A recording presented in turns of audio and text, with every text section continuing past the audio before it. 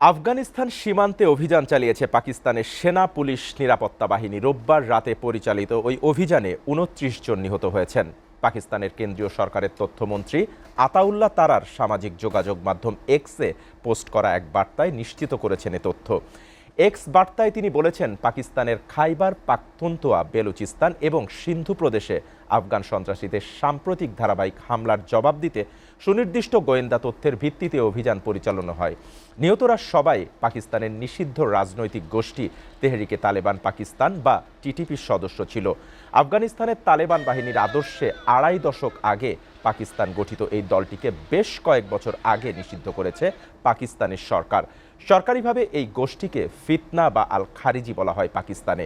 আতাউল্লাহ তারারও তার এক্স বার্তায় নিহতদের ফিতনা আল খারিজির সদস্য বলে উল্লেখ করেছেন।